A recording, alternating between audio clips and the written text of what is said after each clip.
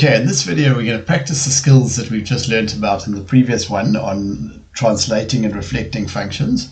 If you haven't watched it already, then rather watch it first, because we're going to apply those skills to solve some problems.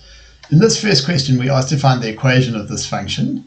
Hopefully we're all comfortable that this is a parabola, and the sort of vanilla flavored, or what some teachers call a parent function, is ax squared. All right, remember that value of a actually determines whether the function is concave up or concave down. This one's actually concave down, all right? And it also determines the sort of tightness or steepness of the parabola. Okay, the vanilla one turns on the origin. However, this one has clearly moved, right? It has moved 4 to the right and 7 up. Now remember from the previous video that the way we move a function 4 to the right is we subtract 4 from every x. And the way we move it 7 up is we add 7 at the back. Every single parabola that turns at 4, 7 can be written in this form. I want the specific one that goes through the point 6, -1.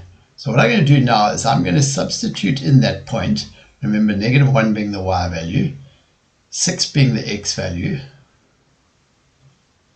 and there's only one variable left in here now, and that's a, and let's solve for a. Let's subtract 7 from both sides. Remember, vital that we do the same thing to both sides of an equation to preserve the balance. In the brackets here, I've got 2 minus 4. Sorry, 6 minus 4 is 2. When I square that, I actually get 4. All right, now I'm going to divide both sides by 4, and I get a is -2. Right, so my actual answer is y equals -2, x minus 4, all squared, plus 7. If I put it into standard form by kind of multiplying it out, then I'm going to get -2x squared. I get -8x when I expand this binomial, right? But then that multiplies with a -2 to give me positive 16x. I get 16 multiplied by -2 is -32, plus 7 is -25. And there's our final answer for that. Okay, let's look at another one. Here we're being asked to find the equation of a hyperbola. Remember the standard form for a hyperbola, the vanilla sort of function, is k over x, right? This one has moved 4 to the left and 3 down, and I know that from the positions of its asymptotes. Normally the asymptotes are on the axes, on the y-axis and on the x-axis. This line x equals -4 is now an asymptote, which means that the function must have moved 4 to the left. The way I move a function 4 to the left is I add 4 to every x value. The line y equals -3 is an asymptote rather than y equals 0, the x-axis. All right, so the thing has been dropped down by 3, and the way I drop it down by 3 is to subtract 3 at the back. Every single hyperbola with these asymptotes is written in this form. Right, now what we're going to do is we're going to sub in, very similar to what we did last time, we're going to sub in this point and solve for the specific k value for this particular hyperbola. Right, remember, 2 is the x value, -4 the y value, so -4 equals k over 2 plus 6, sorry, 2 plus 4 minus 3.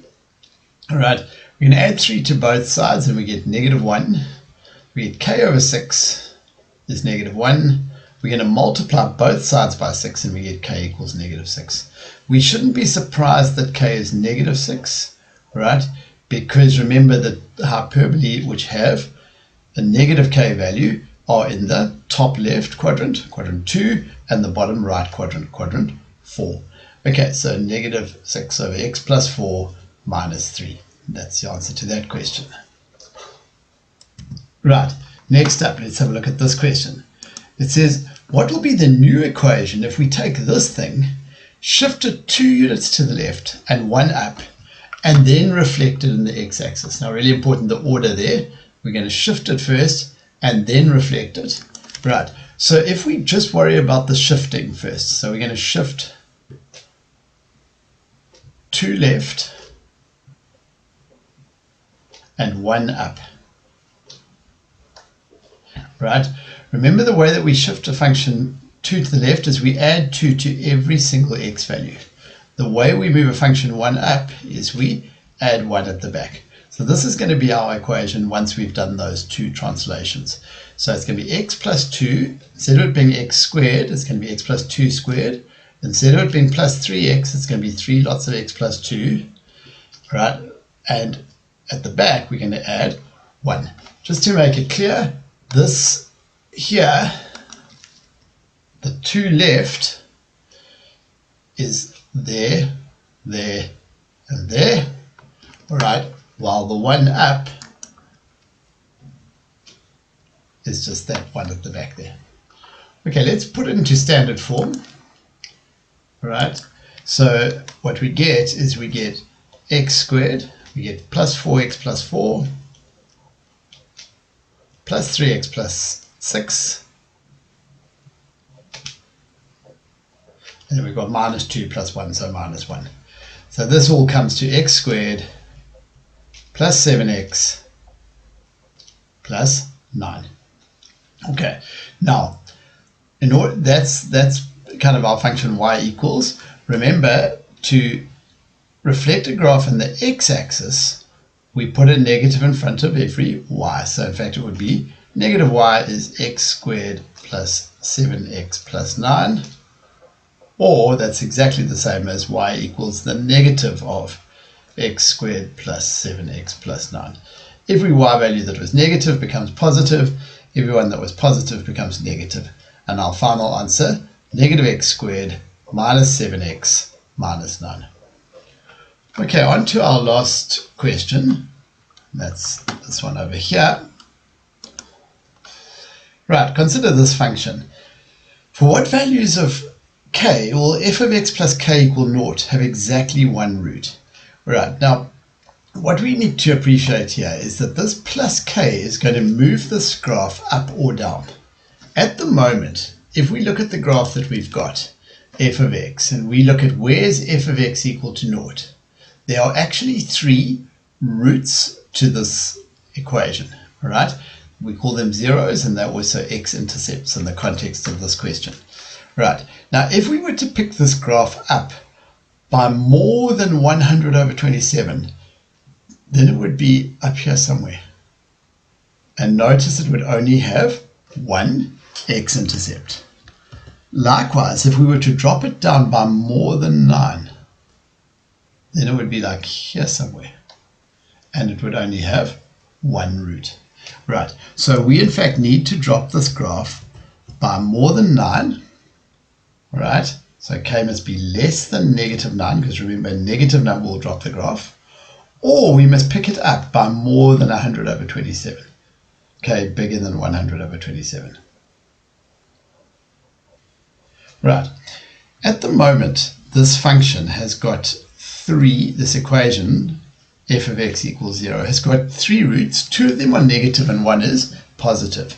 Now, in this last question, we're looking at f of x plus t. Now, what that's going to do is going to move the whole thing left or right, depending on the sign of t. If we were to move it left by more than 1, the whole picture left by more than 1, then you can see that we would get 3 negative x-intercepts, or 3 negative roots. Right, remember, to move a graph left, we actually add, so we would want t to be bigger than positive 1. Right? Alternatively, if we move the graph more than 3 to the right, then all the roots will be positive. And remember, to move it right, we actually want negative values, so we would need t to be less than minus 3. Right, that brings us to the end of this short little video. If you found it useful, please subscribe, like, and share. Thanks very much.